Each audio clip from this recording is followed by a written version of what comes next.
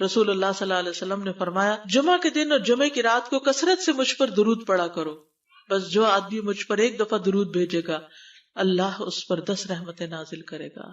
اللہم صلی علی محمد. رسول اللہ صلی اللہ علیہ وسلم نے فرمایا تمہارے افضل دنوں میں سے جمعے کا دن ہے. اسی دن آدم علیہ السلام پیدا کیے گئے، اسی دن ان کی روح قبض کی گئی، اسی دن سور پھونکا جائے گا اور اس دن سب لوگ بے ہوش ہوں گے. اس لیے اس دن مجھ پر کثرت سے درود بھیجا کرو کیونکہ تمہارا درود مجھ پر پیش کیا جاتا ہے. کہتے ہیں لوگوں نے پوچھا یا رسول اللہ ہمارا درود آپ پر کس طرح پیش کیا جائے گا جبکہ آپ کا جسم بوسیدہ ہو چکا ہوگا؟ تو آپ نے فرمایا بے شک اللہ عز و جل نے انبیاء کے جسموں کو زمین پر حرام کر دیا ہے، یعنی فرشتوں کے ذریعے آپ تک درود پہنچایا جاتا ہے. انبیاء کے جسموں کو مٹی نہیں کھاتی، صحیح سلامت ہوتے ہیں ان کے جسم. سورۃ الکہف پڑھنا، نبی صلی اللہ علیہ وسلم نے فرمایا جو شخص جمعہ کے دن سورۃ الکہف پڑھتا ہے تو اس کے لیے دوسرے جمعے تک نور روشن رہتا ہے. غسل کرنا، ہر بالغ پر جمعہ کے لیے جانا ضروری ہے اور ہر وہ شخص جس پر جمعہ کے لیے جانا ضروری ہے اس پر غسل ہے، یعنی اس کو لازمی غسل کرنا چاہیے، اللہ یہ کہ کوئی مجبوری ہو. تو آپ اپنا اسکیجول اس طرح بنائیں نا کہ جیسے اگر آپ ہر روز نہاتے ہیں پھر تو کوئی مسئلہ نہیں، لیکن اگر آپ ایک دن چھوڑ کے ایک دن نہاتے ہیں تو آپ پھر اس طرح اسکیجول کریں کہ جیسے آپ منڈے کو نہائے، پھر وینسڈے کو نہائے، پھر جمعے کو نہائے، پھر آپ سیٹرڈے سنڈے اگر نہیں بھی نہاتے پھر منڈے. تو اس طرح آپ جمعے کو مس نہیں کریں گے. یہ نہیں کہ جمعرات کو نہا کے جمعہ کو چھوڑ دیا یا جمعہ چھوڑ کے ہفتے کو نہائے، ایسا نہیں کرنا چاہیے. علماء نے غسل کے حکم کے بارے میں اختلاف کیا. بعض تو کہتے ہیں یہ واجب ہے، یعنی فرض کے درجے میں ہے، اور جمہور علماء یہ کہتے ہیں کہ مستحب ہے، پسندیدہ ہے، افضل عمل ہے. حدیث میں آتا ہے جس نے جمعے کے دن وضو کیا اس نے اچھا کیا اور جس نے غسل کیا تو یہ افضل ہے. صفائی میں مبالغہ ہوتی ہے نا، ویکلی صفائی آپ کو کرنی ہوتی ہے، یعنی جیسے ناخن وغیرہ کاٹتے ہیں یا پھر اپنے زائد بال وغیرہ اتارتے ہیں، تو یہ سب چیزیں اگر جمعے کے دن ہو تو زیادہ بہتر ہے. نبی صلی اللہ علیہ وسلم نے فرمایا جو شخص جمعے کے دن اچھی طرح غسل کرے، اچھی طرح سنوار کر وضو کرے، اپنے بہترین لباس میں سے پہنے، یعنی جمعے کے دن باقی دنوں کی نسبت اچھا لباس پہنے، اللہ نے اس کی قسمت میں گھر والوں کی جو خوشبو لکھی ہو وہ لگا لے، یعنی گھر میں جو بھی خوشبو ہے. پھر جمعہ پڑھنے آئے تو لغو کام نہ کرے، 2 آدمیوں کے درمیان جدائی نہ کرے، یعنی 2 لوگ بیٹھے ان کے بیچ میں گھس کے بیٹھ جائے. اس جمعے اور دوسرے جمعے کے درمیان کے پورے ہفتے کے گناہ معاف کر دیے جاتے ہیں. پھر مسواک کرنا، جمعے کی سنتیں بتاتے ہوئے آپ نے فرمایا اور تم پر مسواک کرنا لازم ہے. اچھا لباس پہننا، نبی صلی اللہ علیہ وسلم نے فرمایا اگر ممکن ہو تو جمعہ کے لیے اپنے کام کاج کے کپڑوں کے علاوہ 2 کپڑے اور بنا رکھنے میں کیا حرج ہے. اسپیشل ڈریس رکھے جو جمعے کو ہی پہن لے. خوشبو لگانا، یعنی خوشبو لگائے، حدیث میں آتا ہے چاہے وہ عورت کی خوشبو سے ہو، یعنی آپ کی اپنی نہیں، بیوی کی خوشبو پڑی ہو وہی لگا لو لیکن لگاؤ. تیل لگانا، جو شخص جمعہ کے دن غسل کرے اور جس قدر ممکن ہو پاکیزگی حاصل کرے اور اپنے تیل میں سے تیل لگائے یا اپنے گھر کی خوشبو میں سے خوشبو لگائے. پھر نکلے کہ 2 آدمیوں کے درمیان تفریق نہ کرے، جتنی مقدرہ نماز پڑھ لے اور جب امام بات کرے تو خاموش رہے. اس جمعے سے لے کر دوسرے جمعے تک اس کے گناہ بخش دیے جاتے ہیں.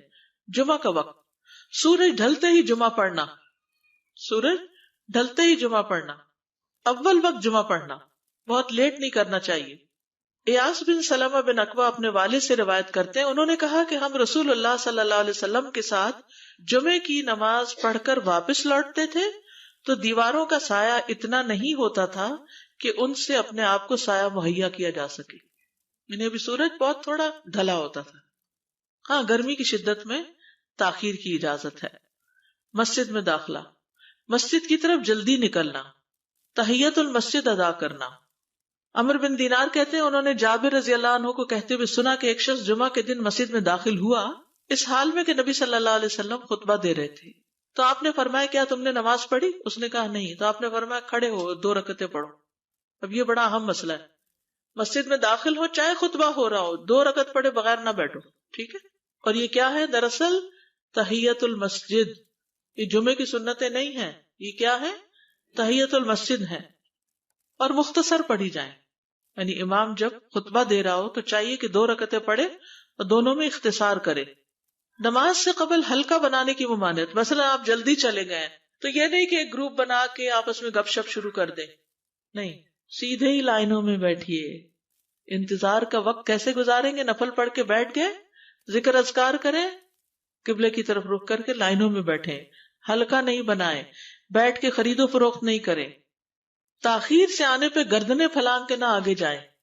رسول اللہ صلی اللہ علیہ وسلم نے فرمایا ٹیک لگا کے مت کھاؤ، یہ عام ایک ادب بتایا، یعنی اس طرح ٹیک لگا کے نہیں کھاؤ، کھانے کے وقت سیدھے ہو جاؤ۔ چھنے ہوئے آٹے کی روٹی نہ کھاؤ، میدا۔ مسجد میں کوئی جگہ مقرر نہ کرو کہ یہ میری جگہ ہے، آپ کیوں آج یہاں کھڑی ہو گئی، کہ تم اسی میں ہی نماز پڑھو۔ کچھ لوگ ہوتے ہیں نا آ کے مخصوص جگہ ہی پڑھتے ہیں، اگر کوئی اور وہاں ہو جائے ڈسٹرب ہو جاتے ہیں۔ اور جمعہ کے دن لوگوں کی گردنیں نہ پھلانگو، ورنہ اللہ تمہیں قیامت کے دن لوگوں کے لیے پل بنا دے گا۔ کیونکہ بہت اذیت کی بات ہے نا، بیٹھے ہیں لوگ باقاعدہ بعض اوقات کندھوں پہ ہاتھ رکھ کے اس کو تنگ کر اس کو تنگ کر، تو یہ نہیں کرنا چاہیے۔ اگر آپ کو اٹھنا بھی پڑ گیا بیچ میں تو واپسی پہ پیچھے کھڑے ہو جائیے، اگلی لائن مل جائے گی۔ جی یہ تو بہت ضروری بات آپ نے کی کہ جب لوگ مسجد آئے تو پہلی صف میں بیٹھے، یعنی پہلی چھوڑ کے آخری میں بیٹھ جائیں اور پھر لوگ ان کی گردنیں پلانگتے رہیں، دوسروں کے لیے فتنہ بننا۔ جابر بن عبداللہ رضی اللہ عنہ سے روایت ہے کہ جمعے کے دن رسول اللہ صلی اللہ علیہ وسلم خطبہ ارشاد فرما رہے تھے کہ ایک آدمی مسجد میں داخل ہوا، وہ قریب آ کر بیٹھنے کے لیے لوگوں کے اوپر سے گزرنے لگا۔ رسول اللہ صلی اللہ علیہ وسلم نے فرمایا بیٹھ جاؤ، تحقیق تم نے لوگوں کو تکلیف پہنچائی اور دیر سے آئے۔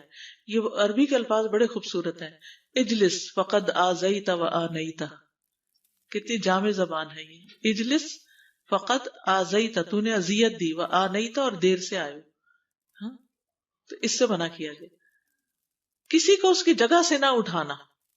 جابر رضی اللہ عنہ نبی صلی اللہ علیہ وسلم سے روایت کرتے ہیں، آپ نے فرمایا تم میں سے کوئی شخص جمعہ کے دن اپنے بھائی کو کھڑا نہ کرے کہ پھر دوسری طرف سے آ کر اس کی جگہ پہ خود بیٹھ جائے، بلکہ جو آئے وہ کہے جگہ کشادہ کرو، ہمارے لیے بھی جگہ بناؤ، یہ کہے۔ خطبہ جمعہ اور اس کے آداب۔ خطبہ جمعہ کی اہمیت، جب اذان ہو جائے تو کیا کرے انسان؟ مسجد کی طرف دوڑ پڑے۔ تو مسجد میں جماعت تو نہیں ہو رہی ہوگی، پہلے کیا ہو رہا ہوگا؟ خطبہ ہو رہا ہوگا۔ امام کا خطبے سے پہلے سلام کرنا۔ نبی صلی اللہ علیہ وسلم جب ممبر پر چڑھتے تو حاضرین کو السلام علیکم کہتے۔ امام کا کھڑے ہو کر خطبہ دینا۔ رسول اللہ صلی اللہ علیہ وسلم کھڑے ہو کر خطبہ دیتے، پھر بیٹھ جاتے، پھر کھڑے ہوتے اور کھڑے ہو کر خطبہ دیتے، یعنی بیچ میں تھوڑا سا بیٹھ بھی جاتے تھے۔ جس نے تمہیں یہ خبر دی کہ آپ بیٹھ کر خطبہ دیتے تھے تو تحقیق اس نے جھوٹ بولا، بس یقیناً اللہ کی قسم میں نے آپ کے ساتھ 2000 سے زائد نمازیں پڑھی ہیں، یعنی جن میں بہت سے جمعے بھی آئے ہیں، تو ایسا کچھ نہیں۔ امام کو 2 خطبے دینا، یعنی کھڑے تھے پہلے، پھر ذرا بیٹھ گئے، پھر دوسری دفعہ اٹھے تو یہ 2 خطبے ہو گئے۔ مختصر خطبہ دینا۔ آپ کے خطبات چند کلمات ہوا کرتے تھے، بہت لمبی تقریریں نہیں، آپ کا خطبہ درمیانہ ہوتا تھا۔ نبی صلی اللہ علیہ وسلم نے فرمایا آدمی کا نماز کو لمبا کرنا اور خطبے کو مختصر کرنا اس کی سمجھداری کی علامت ہے۔ بس نماز لمبی کرو اور خطبہ مختصر کرو، کیونکہ بعض بیان جادو جیسا اثر رکھتے ہیں، یعنی تھوڑے بھی بات کرو گے تو دل میں چلی جائے گی۔ نماز پہ زیادہ توجہ۔ نبی صلی اللہ علیہ وسلم کا خطبے میں سورۃ قاف پڑھنا۔ حارثہ بن نعمان کی بیٹی سے روایت ہے، کہتی ہے کہ میں نے سورۃ قاف رسول اللہ صلی اللہ علیہ وسلم سے سن کر حفظ کر لی۔ آپ ہر جمعے کو خطبے میں پڑھا کرتے تھے۔ سامعین کا امام کی طرف رخ کرنا، یعنی جمعے کے دن یہ نہیں کہ آپ کرسی لگا کے کسی اور طرف منہ کر کے بیٹھ جائیں اور جب جماعت ہو تو پھر صف میں کھڑے، نہیں، آپ صف میں بیٹھے ہو، کس طرف منہ ہو؟ قبلہ رخ ہو، امام سامنے ہی ہوگا نا قبلے کی طرف۔ ایک صحابی کہتے کہ جب آپ ممبر پہ چڑھتے تو ہم اپنے چہروں کے ساتھ آپ کی طرف متوجہ ہوتے، ادھر ادھر نہیں دیکھتے تھے خطبے کے دوران۔ امام کے قریب بیٹھنا۔ اللہ کے نبی صلی اللہ علیہ وسلم نے فرمایا ذکر میں حاضر ہوا کرو، یعنی خطبہ میں، اور امام کے قریب بیٹھا کرو، بے شک آدمی دور ہوتا رہتا ہے حتیٰ کہ وہ جنت میں بھی پیچھے ہی ہوگا اگرچہ وہ اس میں داخل بھی ہو جائے۔ یہ تاخیر کی اتنی مذمت ہے۔ خاموشی سے خطبہ سننا، یعنی بات نہیں کرنی چاہیے، کوئی اہم بات بھی نہیں پوچھنی چاہیے۔ ابن مسعود سے روایت ہے کہ انہوں نے ابی ابن کعب سے قرآن کی کسی آیت کے بارے میں سوال کیا جبکہ اللہ کے نبی خطبہ دے رہے تھے، تو انہوں نے اعراض کیا اور کوئی جواب نہ دیا۔ پھر جب آپ نے نماز پڑھائی تو ابی کہنے لگے تمہارا جمعہ ہی نہیں ہوا۔ تو ابن مسعود نے رسول اللہ صلی اللہ علیہ وسلم سے پوچھا تو آپ نے فرمایا ابی نے سچ کہا، کوئی بات کرنے کی اجازت نہیں، یہ کہنے کی بھی کہ چپ ہو جاؤ یہ بھی اجازت نہیں۔ عبداللہ بن مسعود کہتے کہ جب امام جمعہ کے لیے آ گیا پھر تمہارا اپنے ساتھی سے یہ کہنا کہ خاموش رہو لغویت کے لیے کافی ہے، یہ بھی لغو بات ہے۔ کوئی لغو حرکت نہ کرنا، کنکریوں سے نہ کھیلنا، فون سے نہیں کھیلنا، میسیجز چیک نہیں کرنا، انگلیوں میں انگلیاں ڈال کے پٹاخے نہیں بجانا، گوٹ مار کے نہیں بیٹھنا. گوٹ مار کے کیسے بیٹھتے ہیں؟ گھٹنے اوپر کر کے اور یوں ایسے گھٹنوں کے گرد ہاتھ ڈال کے. کئی دفعہ ایسے نظر آتا ہے کہ خطبے میں لوگ اس طرح بیٹھے ہوتے ہیں کیونکہ پتہ نہیں ہے. یعنی آپ چوکڑی مار سکتے ہیں. آپ سب سے افضل پوزیشن تو یہ ہے کہ جیسے نماز کے اتحیات میں ہم بیٹھتے ہیں، لیکن کچھ لوگ اس طرح بیٹھ نہیں سکتے، چلے کرسی میں بیٹھ جائیں. اگر کرسی نہیں ہے، نیچے بیٹھے ہیں تو چوکڑی مار کے بیٹھ جائیں، مگر ٹانگیں اس طرح پیٹ کے ساتھ لگا کے گھٹنوں پہ ہاتھ کو بل دے کے اس طرح نہیں بیٹھے. اگر مجبوری ہے تو وہ اور بات ہے، لیکن یہ کہ بلا وجہ نہیں کرنا چاہیے کیونکہ ادب کے خلاف ہے. اونگ آنے پر جگہ بدلنا. نبی صلی اللہ علیہ وسلم نے فرمایا اگر جمعہ کے دن کسی کو مسجد میں اونگ آنے لگے تو اپنی اس جگہ کو دوسری جگہ سے بدل لے. کہ بعض اوقات ایسا ہوتا ہے نا، خطبے کے وقت بڑی سکینت ہوتی ہے اور آخری خطبہ تو آپ نیند میں ہی سنتے ہیں. نماز جمعہ کی رکعت 2 رکعت ہے فرض بس. جمعہ کی نماز 2 رکعتیں ہیں اور ان دونوں میں قرات ہوتی ہے. نبی صلی اللہ علیہ وسلم جمعے میں سبح اسم ربک الاعلی اور حل اتاک حدیث الغاشیہ پڑھتے. کبھی جمعہ اور عید کٹھے ہو جاتے تب بھی دونوں نمازوں میں یہی صورت پڑھتے تھے. ٹھیک ہے. اسی طرح صبح کی نماز میں جمعے کے دن الف لام میم التنزیل اور حل اتی علی الانسان کی قرات کرتے اور نماز جمعہ میں سورۃ الجمعہ اور منافقین کی تلاوت کرتے. یعنی یہ بھی ملتا ہے. فرض کے بعد 2 رکعت پڑھنا. عبداللہ بن عمر سے روایت ہے انہوں نے رسول اللہ صلی اللہ علیہ وسلم کی نفل نماز کو بیان کیا اور کہا کہ آپ جمعے کے بعد کوئی نفل نماز نہیں پڑھتے تھے حتیٰ کہ واپس تشریف لے جاتے پھر اپنے گھر میں 2 رکعت پڑھتے تھے. اب جو لوگ گھر نہیں جاتے تو پھر وہیں پر وہ پڑھ لیتے ہیں، ورنہ آپ صلی اللہ علیہ وسلم اپنی سنتیں وغیرہ گھر میں پڑھتے تھے. اور اسی طرح 4 بھی پڑھی جا سکتی، 2 بھی ہیں 4 بھی ہیں. آپ صلی اللہ علیہ وسلم نے فرمایا جب تم میں سے کوئی جمعہ پڑھ چکے تو اس کے بعد 4 رکعتیں پڑھے. یہ آپ کا حکم ہے. تو جب آپ کا 2 چیزیں ہوتی ہیں سمجھنے کے لیے، ایک آپ کا فعل ہوتا ہے اور ایک آپ کا حکم ہوتا ہے. تو ہمارے لیے کیا ہے؟ جو آپ کا حکم ہو. جمعے کے بعد کوئی اور نماز پڑھنے سے پہلے گفتگو کرنا، یعنی سنت پڑھنے سے پہلے گفتگو کرنا. اسما بن مالک سے مرفوعاً روایت ہے کہ جب تم میں سے کوئی آدمی جمعہ کی نماز پڑھے تو اس کے بعد اس وقت تک کوئی نماز ادا نہ کرے جب تک کسی سے کلام نہ کرے یا اس جگہ سے نکل نہ جائے. پہلے منع تھا، اب کوئی نہ کوئی بات کر لینی چاہیے. نہیں سمجھ آئی؟ یعنی جمعہ پڑھ لیا آپ نے اور پھر کسی سے آپ سلام دعا کر لیں، اس کے بعد سنت پڑھیں یا نفل جو بھی. ٹھیک ہے. اور گھر جانا ہے تو گھر جا کے پڑھیں، اور اگر گھر نہیں جانا، کام پہ جانا ہے تو ادھر ہی پڑھ کے چلے جائیں. کتنا پیارا ہے ہمارا دین کہ اتنا لمبا بھی چپ کا روزہ نہیں رکھوایا. بالکل. عاصم سے روایت ہے، وہ ابو قلابہ سے نقل کرتے ہیں میں نے ان کے ساتھ جمعہ کی نماز پڑھی. جب میں نے اپنی نماز پوری کر لی انہوں نے میرے ہاتھ کو پکڑا اور میری جگہ پر کھڑے ہوئے اور مجھے اپنی جگہ پہ کھڑا کیا. وہ جو ہم چینج کرتے ہیں نا جگہ، وہ اس کی بات ہو رہی ہے. یعنی جمعے کے بعد کوئی اور نماز پڑھنے سے پہلے بات بھی کر لینا، جگہ بھی تبدیل کرنا. لیکن اگر کچھ لوگ پہلے سے ہی آپ کی سنتیں شروع کر چکے اور کوئی چینج کرنے والا نہیں تو پھر پڑھ لیجئے. یعنی یہ مستحب اعمال ہے، ان میں ایسا نہیں کہ کوئی گناہ لازم ہو جائے گا، لیکن افضل یہ ہے، افضل سے اجر زیادہ ہو جاتا ہے. جمعہ کے دیگر احکام. 1 رکعت پانے پر بھی جمعہ ادا ہو جاتا ہے. یعنی اگر کسی کو رش مل گیا، پارکنگ نہیں ملی اور 1 رکعت میں بھی پہنچ گیا تو جمعہ ہو گیا. امام سے دعا کا کہنا. انس کہتے ہیں کہ ایک سال نبی صلی اللہ علیہ وسلم کے عہد میں لوگ قحط میں مبتلا ہوئے. جمعہ کے دن میں نبی صلی اللہ علیہ وسلم کے خطبہ پڑھنے کے دوران میں ایک اعرابی کھڑا ہو گیا. کہا یا رسول اللہ، مال تباہ ہو گئے، بچے بھوکے مرنے لگے، اس لیے آپ اللہ سے ہمارے حق میں دعا کیجیے. آپ نے اپنے دونوں ہاتھ اٹھائے. اس وقت آسمان پر بادل کا ایک ٹکڑا بھی نہیں تھا. قسم اس ذات کی جس کے ہاتھ میں میری جان، آپ نے ہاتھ اٹھائے بھی نہیں تھے کہ پہاڑوں کی طرح بادل کے بڑے بڑے ٹکڑے امڑ آئے. یہ معجزہ ہے آپ کا. آپ کی دعا قبول ہو گئی. پھر آپ ممبر سے ابھی اترے نہیں تھے کہ میں نے آپ کی داڑھی پر بارش کے قطروں کو ٹپکتے ہوئے دیکھا. اس دن خوب بارش ہوئی. پھر دوسرے دن، تیسرے، چوتھے، حتیٰ کہ دوسرے جمعے تک سلسلہ جاری رہا. دوسرے جمعے وہی عربی یا کوئی اور کھڑا ہو گیا اور کہا یا رسول اللہ، چھتیں گر گئی، مال ڈوب گیا، اس لیے آپ ہمارے لیے اللہ سے دعا کیجیے. چنانچہ آپ نے اپنے دونوں ہاتھ اٹھائے اور فرمایا اے میرے اللہ، ہمارے ارد گرد برسا، ہم پر نہ برسا. اور بدلی کے جس طرف اشارہ کرتے وہ بدلی ہٹتی جاتی اور مدینہ ایک حوض کی طرح ہو گیا. وادی کنات 1 مہینے تک بہتا رہا. جو شخص بھی کسی علاقے سے آتا تو اس پر بارش کا حال بیان کرتا. جیسے ہوتا ہے نا کوئی فلڈ آ جائے یا کچھ ہریکین، تو پھر ہر کوئی موضوع گفتگو ہو جاتا ہے. جمعہ کے بعد قیلولہ کرنا. انس کہتے ہیں کہ ہم لوگ جمعہ کے دن سویرے نکلتے اور جمعہ کی نماز کے بعد قیلولہ کرتے تھے، جمعہ کے بعد کھانا کھانا. سہل کہتے ہیں کہ ہم نہ تو قیلولہ کرتے نہ دوپہر کا کھانا کھاتے مگر جمعے کے بعد. لنچ کب ہے؟ جمعے کے بعد. جمعے کو قیام و سیام کے لیے خاص کرنے کی ممانعت ہے، یعنی اس دن کی رات کو شب جمعہ منانا کہ اس رات پوری عبادت کریں گے، یہ سنت سے ثابت نہیں. ٹھیک ہے. اور دن کو روزے کے لیے خاص کرنا یہ بھی سنت سے ثابت نہیں، الا یہ کہ کوئی معمول کا روزہ رکھتا ہے، ایام 20 کا روزہ ہے تو وہ اور بات ہے.